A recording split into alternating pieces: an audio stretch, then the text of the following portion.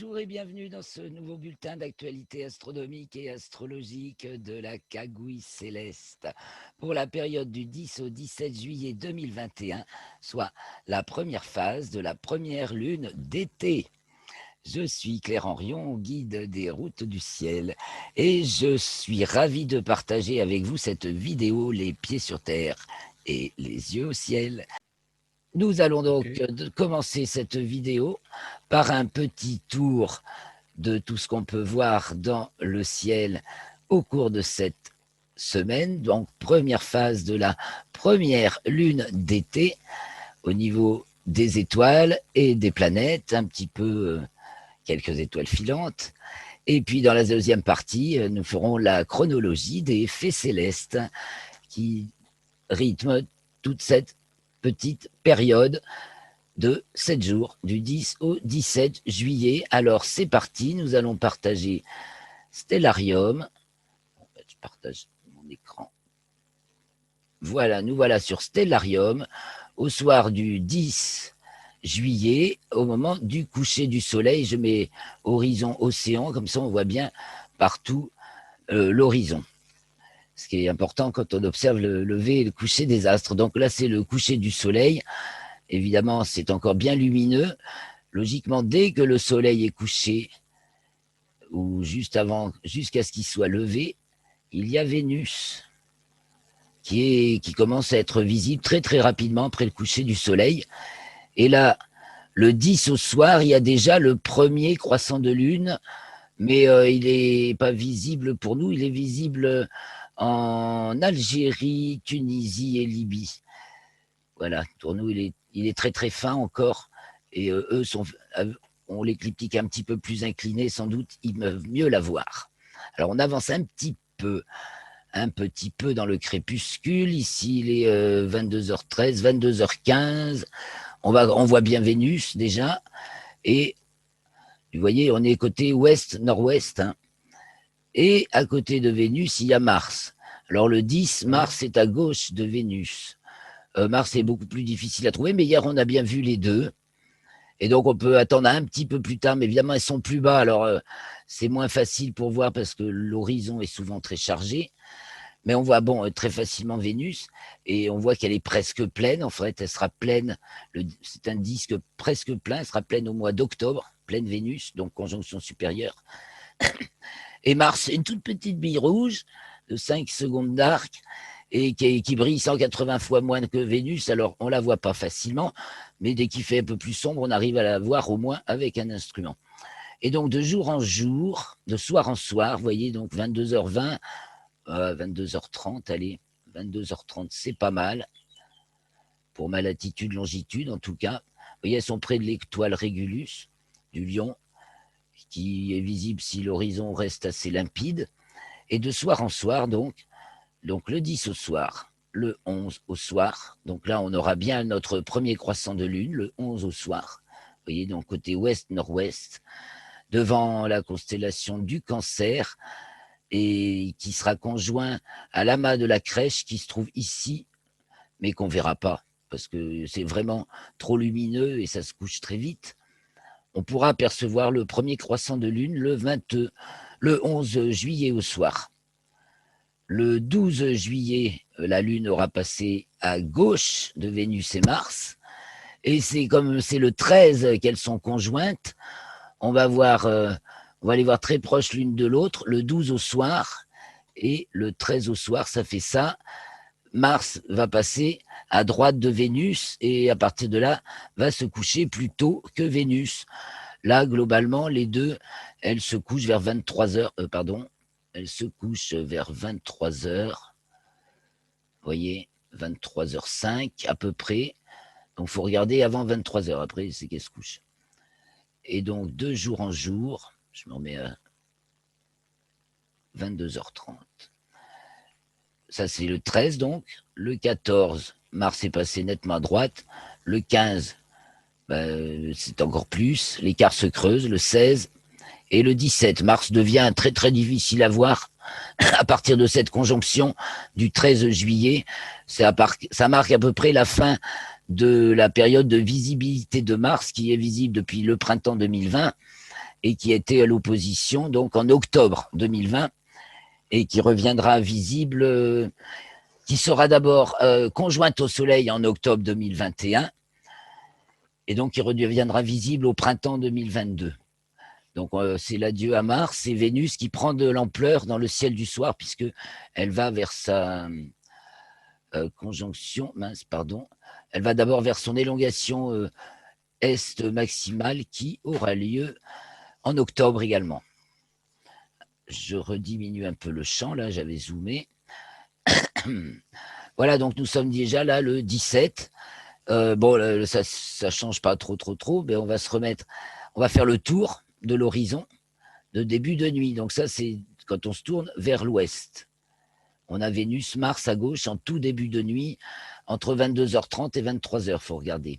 Et donc le 13, elles sont conjointes et c'est très amusant, évidemment, de les suivre de soir en soir, car on voit bien que Vénus va plus vite que Mars, là, elle la double. Donc du côté du nord, on va avancer un peu plus tard dans la nuit, parce qu'il ne fait pas encore vraiment nuit, donc on va se mettre 1 heure plus tard, 23h30, du côté du nord. Nous avons, je diminue, la grande ours qui pique du nez. Donc même on va regarder les premières étoiles qui s'allument dans le ciel d'été. Donc on va voir du côté de l'ouest, on aura Arcturus du Bouvier qui brille très fort, très haut, même elle est encore ouest-sud-ouest. On aura donc Arcturus du Bouvier dans le prolongement des 3 étoiles qui font la queue de l'ours, du chariot ou de la casserole, comme vous voulez. On trouve donc Arcturus qui brille très fort, rougeoyante, et dans le prolongement, Spica de la Vierge, ici. Donc Spica, on la voit encore, tandis que le lion plonge. On a vu tout à l'heure Régulus à côté de Vénus et Mars, mais elle est déjà assez difficile à voir, et ça va bien sûr pas aller en s'arrangeant, puisque chaque jour, les étoiles se lèvent, culminent et se couchent 4 minutes plus tôt que la veille. Voilà donc le 17 juillet, du côté de l'ouest. Donc vous voyez, on aura la Lune en premier quartier, le 17 juillet. Du côté du sud, bon, ça ne change pas énormément d'un jour à l'autre, mais d'une demi-heure quand même, ça change, 4 x 7, 28. Entre le 10 et le 17 juillet, les étoiles se lèvent, culminent et se couchent 28 minutes plus tôt le 17 que le 10. Voilà, mais bon, grosso modo, aux alentours de 23h30, donc on a le Scorpion qui finit de culminer et on a le Sagittaire qui arrive à sa culmination, donc à la place d'honneur où on le voit le mieux. Entre les deux, au-dessus, on voit Ophiuchus, le Serpentaire, et beaucoup plus haut, il y a Vega de la Lyre qui brille, qui est encore du côté de l'Est avec Altaïr de l'Aigle et Deneb du Cygne qui est là, donc, et qui s'allume. Vega et Arcturus, c'est à peu près les 2 premières à s'allumer avec Antares du Scorpion. Et puis, on a également, à côté de Vega, Deneb du Cygne et Altaïr de l'Aigle qui dessine donc le grand triangle de l'été qui s'élève au mois de juillet de plus en plus haut du côté qui vient de l'Est et qui s'élève de plus en plus haut en début de nuit. 23h30, vous voyez, nous avons déjà du côté est-sud-est Saturne qui est levé depuis 23h, même un petit peu avant. Elle se lève aux alentours de 22h30, oui, cette semaine, Saturne, donc qui devient très bien observable et très belle. Et Jupiter qui se lève environ 40-45 minutes plus tard, aux alentours de 23h20. Oui, une cinquantaine même de minutes plus tard. Et si on attend, alors si on passe encore 1 heure ou 2, un peu plus tard dans la nuit, nous avons également Neptune. Alors là, du coup, je vais passer au 18 juillet parce que j'ai avancé dans la nuit. Je vais me remettre un peu en milieu de semaine, le 14 ou le 15 juillet. Tiens, le 14 juillet. Alors, nous avons Saturne, Jupiter. Dans la foulée, paf, nous avons Neptune, mais évidemment, on ne la voit pas. Et dans la foulée, on a également Uranus qui est en train de se lever, vous voyez, vers 1h30, vers 2h du matin, il y a Uranus qui va se lever. Je peux la chercher. On ne la voit pas non plus comme ça à l'œil nu, bien entendu. Sauf si elle culmine par un très bon ciel sans lune. Voilà. Et elle est beaucoup plus est-nord-est. Et donc, elle est un peu plus dans le ciel du matin. Vous voyez, elle est devant, elle est juste en dessous, elle est dans la constellation du Bélier, juste en dessous des 2 étoiles principales, Amal et Shératan. Et si on avance carrément jusqu'à la fin de la nuit, presque, donc 1 heure ou 2, on aura dans le ciel du matin Mercure et Uranus, donc, qui est, on vient de la voir par là. Donc Mercure qui est visible dans le ciel du matin depuis le 8 où elle était conjointe au dernier croissant de lune et qui va le rester à peu près jusqu'au 20, qu'on peut observer avec un instrument. On s'apercevra alors qu'elle est à son premier quartier, vous voyez, un peu plus. Elle est passée à son premier quartier le 9 juillet. Donc elle est en phase gibbeuse croissante. Et avec un instrument, dans le crépuscule, on peut l'attraper. Le plus tôt, c'est le mieux. Parce que son éclat augmente, ce qui fait qu'elle reste assez bien visible. Elle se couche quand même maintenant de plus en plus tôt par rapport au soleil. Mais elle reste 1h18, je crois, le 18 après le soleil. C'est pas mal. Le 17 plutôt après le soleil. Donc ça permet de la voir dans le ciel du matin. Et donc elle est donc devant Orion, puis les Gémeaux. Là, le 14, elle est arrivée devant les Gémeaux. Elle passe devant la constellation d'Orion. Du fait que, tiens, si j'affiche... Non, ça c'est la grille équatoriale. Pour afficher l'écliptique, voilà. J'affiche l'écliptique. Et les limites des constellations.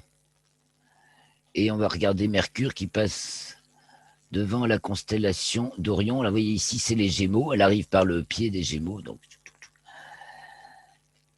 Et ici, c'est Orion. Donc, elle doit sûrement passer devant. Elle passe devant Orion, vous voyez, du 10 au 12 à peu près. Voilà. Le 10, elle arrive devant Orion. Elle était devant le Taureau. Elle passe 2 jours devant Orion. Le Soleil n'y passe jamais, vous voyez. Il frôle, hein. Parce que la limite, à cet endroit-là, il frôle. Mais Mercure, qui est en latitude sud, elle passe devant Orion. Ça peut arriver à la Lune, ça peut arriver aux planètes. Voilà. Donc, j'enlève l'écliptique et j'enlève les limites des constellations. Mercure, donc, qui était conjointe au dernier croissant de lune, le 8. Et cette semaine, donc, nous avons le 12. Alors, je vais revenir dans le ciel du soir. Donc, ici, nous sommes le 11 à 5h30. Donc, je vais aller au 12 en début de nuit.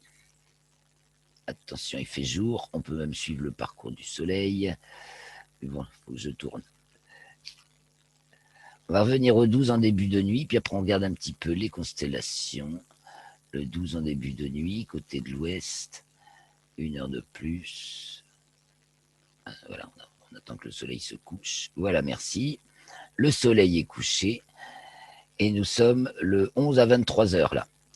Donc le 11 à 23 heures, on n'a plus Vénus et Mercure, elles sont déjà couchées. Vénus et Mars, pardon. Les voilà. 23h07, elles sont couchées, voilà. Et nous avons donc la Lune qui leur est conjointe le 12. Et les 2 planètes sont conjointes le 13. Donc là, le 11, donc je me mets au 12. Et un jour de plus, c'est là. Voilà. Le 12, la Lune est donc passée, le croissant était le tout premier, donc visible le 11, et le 12, il est un peu plus gros, il est passé à gauche de Vénus et de Mars, qui sont pile conjointes. Puis, de soir en soir, la Lune, on va donc la voir grossir, on la voit donc dans le ciel du soir, à partir du jour du premier croissant, et de soir en soir, ce croissant va grossir et se coucher de plus en plus tard. Donc ici, nous sommes le 12, on va passer au 13, Le 13, alors entre-temps, le 12, elle est conjointe à Régulus, vous voyez, l'étoile Régulus du Lion, qui est encore visible, si c'est dégagé. Donc là, voilà, le 13, elle est devant le Lion. Ensuite, le 13, le 14. Le 14, eh ben, elle va arriver dans la constellation de la Vierge. Le 15, elle est bien devant la constellation de la Vierge. Le 16, elle approche de l'étoile Spica de la Vierge. Alors je mets un peu de...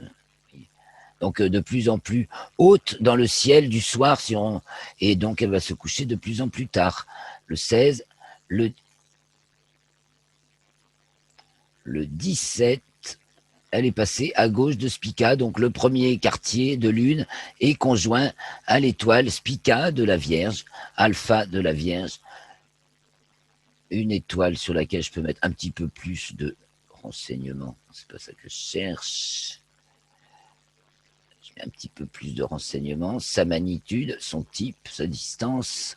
Donc c'est une étoile variable, une double et variable, de magnitude pratiquement 1, et qui se situe à environ 250 années-lumière. Et c'est Alpha de la Vierge et elle brille assez blanc.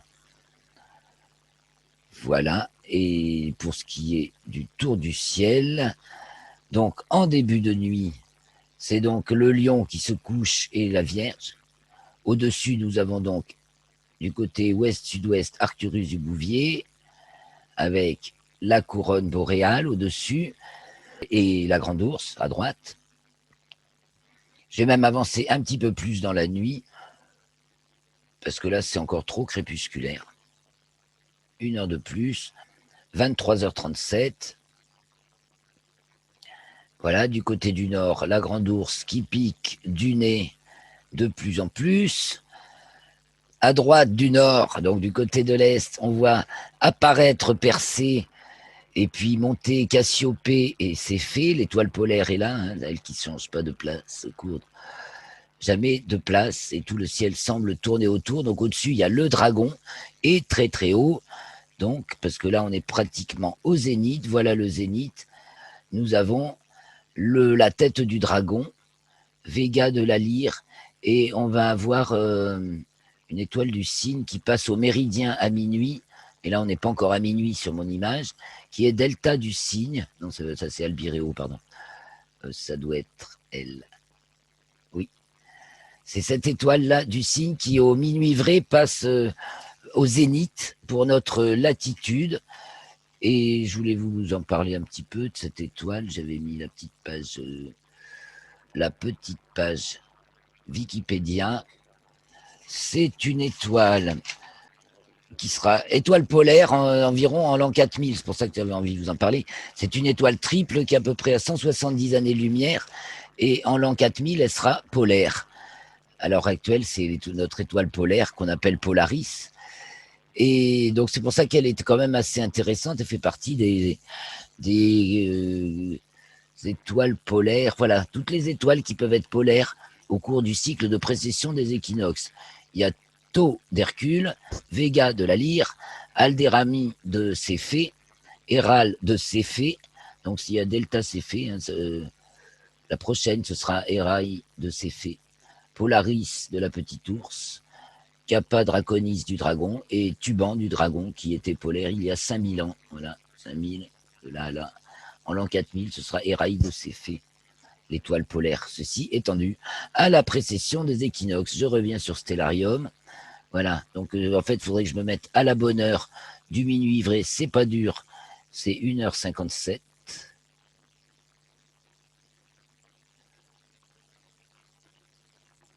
Vous voyez, à 1h57, elle est pratiquement pile au zénith. Si vous vous allongez par terre, c'est l'étoile que vous voyez.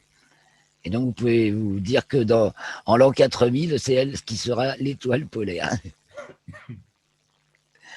Bon, vous allez me dire, ça vous fait une belle jambe. Mais si, c'est intéressant à savoir tout ça. Alors, on va finir notre tour du ciel. Donc, du côté du nord, on voit réapparaître la très brillante Capella. Même si vous êtes au-delà du 48e parallèle de latitude nord, elle ne se couche pas. Elle est circumpolaire, elle rase l'horizon. Et après, elle remonte. Du côté de l'Est s'élève le grand carré de Pégase, c'est ce qu'on voit le mieux, avec Andromède. Donc très vite, on peut profiter de la galaxie d'Andromède qui se trouve ici. Attendez, si on peut. Voilà. On voit déjà à l'œil nu si le ciel est bien sombre. Mais cette semaine, il y a la Lune qui va grossir. En tout début de période, oui, on voit encore plein de trucs, puisque la Lune se couche très tôt. Et ça, ce qu'on regarde du côté de l'Est, c'est ceux qui montent. Donc Pégase et les poissons qui s'élèvent. Les poissons avec Neptune qui est ici, là, entre le Verseau et les poissons, par là. Et ce qu'on voit bien, évidemment, en milieu de nuit, donc Jupiter et Saturne qui vont culminer de plus en plus tôt également. Et donc ça, c'est très intéressant. Toujours avec Jupiter, avec tous ces phénomènes dont je vous fais là, je fais le répertoire dans la fiche résumée qui sera publiée. Du côté du sud, culmine l'étoile Altaïr de l'Aigle au milieu de la nuit. Donc elle va passer exactement au méridien le 18-19. Et tandis qu'au milieu de la nuit, se couche déjà le Scorpion avec Antares et même le Sagittaire, alors que le Capricorne, vous voyez, arrive à sa culmination. Je crois qu'on a fait à peu près le tour du ciel. Ça va, Michel? Ouais, très T'es bien, pas oui. paumé? Je remonte vers là-haut. Non, Voilà. non, je commence à plus confondre les choses. Je suis très heureux de comprendre tout ça. Ah ben c'est merveilleux. Ouais, C'est chic ouais. parce que c'est un peu mon but. Ouais, en plus, c'est vrai que c'est pas il y a une répétition, donc à force, c'est ça. Pas à pas, on prend des repères. C'est Voilà, le poème de voilà. Eugène Pottier. Ma maison n'a pas de mur, c'est l'espace et tout ce qui s'y passe. En posant mes jalons d'astre en astre, chaque soir j'arpente l'univers. Donc on pose des petits jalons, les étoiles elles bougent pas, les planètes on les suit de semaine en semaine. Enfin les étoiles elles bougent pas sauf qu'elles avancent de 4 minutes par jour. Les planètes on les suit donc de semaine en semaine et du coup on va embrayer sur le bulletin chronologique des faits célestes, n'est-ce pas? On a fait à peu près le tour de tout ce qu'il y avait à voir, la Lune. Donc conjointe à Vénus et Mars le 12 et le 13. Le premier quartier conjoint à Spica. Voilà, et puis au niveau des planètes, donc observer Vénus et Mars le soir. Et puis Jupiter et Saturne. Pratiquement tout dont on peut guetter le lever maintenant en début de nuit et puis les suivre après jusqu'à la fin de la nuit. Et nous aurons donc du côté de l'Est, on risque d'avoir quelques étoiles filantes, enfin provenant d'Andromède et de Pégase. Et hier soir, on a fait une sortie et on en a vu déjà. Il y a toujours quelques étoiles filantes. Puis ça va aller en s'accentuant jusqu'à la mi-août, là. Même, c'est l'essaim, le célèbre essaim des Perséides commence le 24 juillet ou peut-être même le 17 juillet. Et donc, ça va s'enrichir en étoiles filantes. Je vais revenir, j'ai pas l'article à vous présenter. À part ma fiche, on va rester sur le ciel. Parce que j'ai pas tous les documents ne sont pas tout à fait précis. J'ai ma fiche à vous présenter, celle-ci. Tout est à peu près OK. Je vous mets aussi les petites planètes à l'opposition. Vous voyez, elle n'est pas en format imprimé encore, mais c'est le contenu y est. Les phénomènes des satellites de Jupiter, les positions héliocentriques et les petits détails qui n'apparaissent pas dans la chronologie. Aussi les Parisiens, le 12 juillet, vous pouvez faire de l'astronomie, vous pouvez admirer depuis le rond-point des Champs-Élysées la Lune, le croissant de Lune, donc tout fin, se coucher, enfin du moins passer dans l'arche de l'Arc de Triomphe, juste avant son coucher. Il suffit de se poster au rond-point des Champs-Élysées si l'atmosphère est suffisamment transparente, bien entendu. Et puis donc l'étoile Pollux à laquelle la Lune est conjointe pour la nouvelle Lune, c'est vrai, donc qui est invisible et qui passe dans le champ du coronographe Lasco C3, donc dans la même direction que le Soleil, du 13 au 18 juillet. Voilà, c'était pour rappeler que la Lune était conjointe à Pollux pour la nouvelle Lune. C'est juste, oui, c'est donc le 10. Alors allons-y. Samedi 10 à 3h16, c'est donc la nouvelle Lune, la première Lune d'été. Elle est dans le 19e degré du signe du Cancer, et donc Soleil et Lune sont donc dans le 19e degré du signe du Cancer, devant la constellation des Gémeaux. Samedi 10 à 8h52, Mercure arrive devant la constellation d'Orion, comme on l'a vu tout à l'heure, jusqu'au 12 juillet.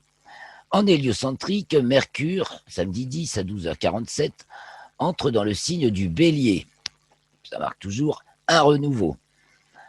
Encore samedi 10, 13h53, donc, la Lune conjointe à Pollux, qui est invisible puisqu'elle est très près du Soleil et que la nouvelle Lune est par principe aussi invisible parce qu'elle est tout près du Soleil. Donc tout ça, ça ne se voit pas. Le samedi 10 encore, 21h39, c'est Mars qui arrive devant la constellation du Lion. Elle va y rester jusqu'au 5 septembre. Et à ce moment-là, elle est dans le 19e degré du signe du Lion. Donc Lion, Lion pour Mars. C'est la Lune qui ensuite rentre en Lion le dimanche 11 à 2h20. Elle est toujours devant la constellation du Cancer et donc elle rentre dans le signe du Lion. Dimanche 11 également, elle rentre dans les limites zodiacales car elle en était sortie. Elle a atteint sa latitude sa déclinaison maximale le 9 à plus 25 degrés au-dessus du plan de l'équateur. Et donc le 11, dimanche 11 à 8h37, elle rentre dans les limites zodiacales, c'est-à-dire en dessous de 23 degrés 26 de déclinaison nord. Elle est dans le 8e degré du signe du Lion. Et le dimanche 11, elle est conjointe à la main de la crèche, donc ça qui accompagne le premier croissant. Le premier croissant se passe tout près de la main de la crèche, mais évidemment, dans cette grande clarté crépusculaire, il se couche à 22h38, la main, on ne le voit pas, et la Lune se couche à 23h, donc on peut observer le premier croissant de Lune à partir de 22h30 à peu près, le 11 au soir. Dimanche 11 encore, 22h35, Mercure rentre dans le signe du Cancer. Il est à ce moment-là devant la constellation d'Orion. Dimanche 11, toujours, 23h38, c'est Vénus qui arrive devant la constellation du Lion, où elle va rester jusqu'au 10 août, enfin qu'elle va traverser jusqu'au 10 août. Et elle est à ce moment-là dans le 17e degré du signe du Lion. Donc Vénus, Mars, Lion, Lion. OK. Et Vénus en héliocentrique, ce même jour, le lundi 12 juillet, rentre dans le signe de la Balance. Donc elle est Balance en héliocentrique à partir du 12, 11h58 et donc Lion en géocentrique pour l'instant. Lundi 12, c'est le jour où la Lune est conjointe à Vénus à 13h13 et à Mars à 14h28 dans le plan écliptique. Donc à remarquer, le 11 au soir et le 12 au soir, puisque la Lune passe de la droite à la gauche de Mars avec ce tout premier croissant. Mardi 13 juillet, 10h30, la Lune rentre dans le signe de la Vierge à 10h30.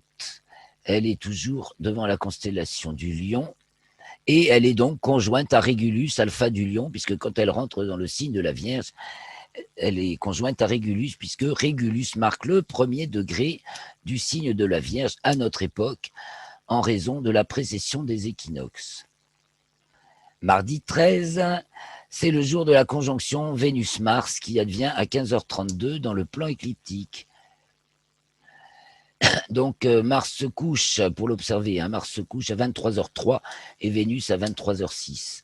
Donc Mars va se coucher de plus en plus tôt et Vénus de plus en plus tard, elle va se présenter de plus en plus. Donc la conjonction Vénus-Mars se passe dans le 20e degré du signe du Lion, devant la constellation du Lion. Nous arrivons à mercredi 14, donc pour le 14 juillet, la Lune a atteint les ailes du Dragon, à 4h35, sa latitude maximale par rapport au plan de l'écliptique. Elle est dans le 11e degré du signe de la Vierge, toujours devant la constellation du Lion.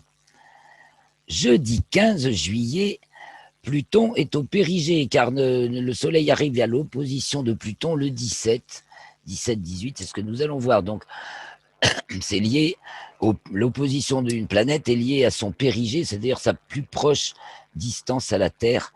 Donc, Pluton est au plus près de la Terre pour cette année, à 33,3 unités astronomiques, c'est-à-dire 33,3 fois la distance Terre-Soleil. Pluton est dans le 26e degré du signe du Capricorne, devant la constellation du Sagittaire. Donc, c'est le meilleur moment pour l'observer pour ceux qui sont vraiment très forts. Et c'est en photo qu'on cherche, qu'on arrive à déceler Pluton sur les photos. Jeudi 15 à 16h31, donc toujours jeudi 15, la Lune entre dans le signe de la Balance, et donc devant la constellation de la Vierge.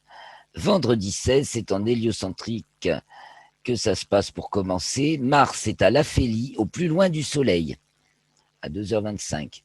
Il est alors en héliocentrique dans le 7e degré du signe de la Vierge, et donc en géocentrique en Lion. Et le même jour, vendredi 16 à 7h23, Mercure entre dans le signe du Taureau. Il change vite de signe parce qu'il approche de son périhélie qui est dans le signe des Gémeaux. Donc il rentre dans le signe du Taureau pour quelques jours jusqu'au 21 juillet à 7h23 le 16. Toujours vendredi 16, la Lune passe en déclinaison sud à 10h40. Donc elle est dans le plan équatorial et elle marque le 11e degré du signe de la Balance. Elle est toujours devant la constellation de la Vierge. Et samedi 17 à 10h35, elle est conjointe à l'étoile Spica de la Vierge, donc Alpha de la Vierge, qui est au sud de la Lune. Et donc le premier quartier de Lune est pratiquement conjoint à Spica. Enfin, ça devient le lendemain, non, le même jour. Et on peut l'observer donc le soir, soit le 16 au soir, soit le 17 au soir. 16 au soir, la Lune est à droite de Spica, de l'étoile, et le 17 au soir, elle est passée à gauche et elle a grossi. Donc c'est samedi 17 pour le premier quartier que le Soleil est opposé à Pluton. À 17h21 dans le plan écliptique en coordonnées apparentes de la date, ce qui me donne dans le même type de coordonnées une conjonction Terre-Pluton qui n'arrive pas exactement au même moment. C'est un peu mystérieux pour moi. Pourquoi? Normalement c'est pile poil en même temps. Et donc ça nous fait la conjonction Terre-Pluton qui correspond à l'opposition Soleil-Pluton en géocentrique, le 18 à 0h31. Enfin, de toute façon, tout cela est corrélé. Et il y a aussi l'opposition Soleil-Pluton dans le plan équatorial qui devient le 18 à 8h04. Il y a toujours, de toute façon, au moins ces 3 points de vue à considérer. Il y a 3 moments. Voilà pour cette présentation. On se retrouve tout à l'heure pour les commentaires astrologiques et les news de l'astronautique, si j'ai le temps de vous les préparer vite fait. D'ici là, je vous remercie beaucoup de votre attention. Merci Michel. À plus. À plus.